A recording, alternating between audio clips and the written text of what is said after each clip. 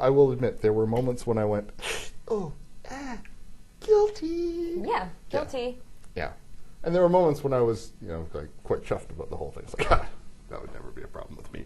Yeah, you know what? And all women have their different things. Like, I don't care personally if a guy leaves his dishes out. To me, that's not a big deal. But to me, not being on time is a really big deal. If I ask you a question like, how is your day, and you just grunt back at me, that's a big deal. So every woman has their different, like, what pisses them off about guys. And in this book, there's, I don't know, at least 50 incidences that affect women. Let's talk about the format of the book, because that's one of the joys of it, actually, because you're running this from your own experience and your girlfriends and friends and anybody whose brain I mentioned you could pick. But then there's your opinion, then there's little guest paragraphs. Okay. And tell me who they are. Work me through them. I will. Okay, so in my book, there's me and my girlfriends who I interviewed throughout, but I have my esthetician, because all women know they open up to their estheticians while they're getting their nails done or whatever. They're like hairdressers, right? We just open up to them. So they hear a million stories. So my esthetician, Helena, has guest appearances throughout the book about situations, about clueless guys. And then I have Freud, who is my therapist, who I see sometimes more than others, depending on how it's going in my life.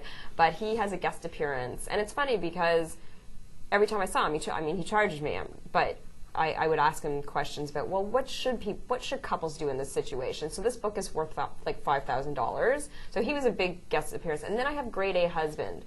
And the Grade A Husband is actually made up of 3 men who are married to friends who are amazing. Like, there's nothing wrong with them. I know a lot of women, and I have a lot of girlfriends, and most of whom are married. And I can tell you there's only 3 out of maybe, let's say, 20 that are really, really good husbands. Like, just, they get it. They're not pushovers. They're just good husbands. And then I also went back to my ex-boyfriends to ask them what they were thinking during certain situations. Like, why didn't you compliment me? Just explain it to me. Or, remember when we got in that fight and I asked you to send me an email and you just didn't? Like, what was going through your mind? So I really did get into the minds of guys in all different ways. There were a couple times when you would hang up on your ex-boyfriends when they would give you an answer that you didn't like, which I thought was pretty funny. Well, it was hilarious. When I called them, they were all like, I keep up pretty good relationships with most of my exes. Not that I call them every day or anything, but whatever the restraining order allows. Right. And while I was writing this book, I was on and off again with a guy. So, I was talking. And yeah, they just rant. And what was one of the funniest ones? Let me think. Oh, yeah. When a woman asks their guy, what did you do last night? We really aren't interrogating you. I'm now 37. I don't need to be an interrogator. I don't get jealous. I really don't care. Just tell me what you did. Like, I'm making conversations with you, trying to. But this one guy, he'd just be like, I went out. Okay, where? To a bar. With who? Friends. Like, it turned me into an interrogator. And so I asked him, I'm like, why wouldn't you just answer, just one sentence? I went out with Bob and Jim to the Fox and Firkin, and we drank, and then I came home. Like, whatever. Just answer the question. He was like, for us guys, it's over. Once the night is over, it's over. That's it. It's over. And another, oh God, this ex-boyfriend, why didn't you ever compliment me? I asked him that.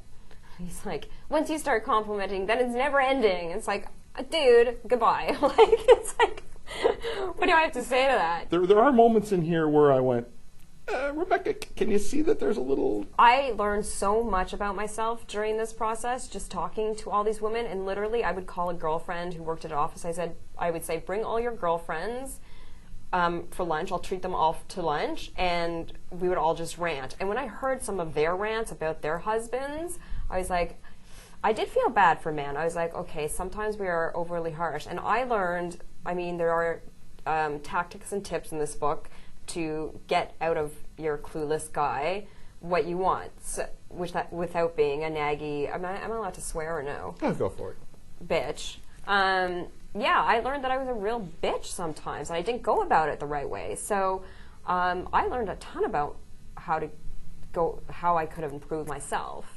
And women will too. That, you know, like, this isn't like I hate men. These are all the things men do wrong. It's women are clueless too. It's very practical, but it's very funny. You're a very funny woman, and there are a lot of laughs and some really uncomfortable truths in here for both sexes, I think. Yeah, yeah. And I say, you know, the cover is pink, and if I had known earlier, I would have made it a little more gender neutral, because I think guys should read this, definitely, just to know what we're thinking, like why we act the way we do.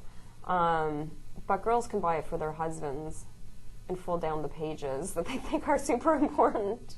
So I'm actually maybe helping people. You might get in a fight first, but then you'll thank me because your relationship will be better. The book is How to Raise a Boyfriend, the definitive manual for educating your man or any other clueless guy in your life. I've been speaking with the author, Rebecca Eckler, and How to Raise a Boyfriend is published by Doubleday Canada.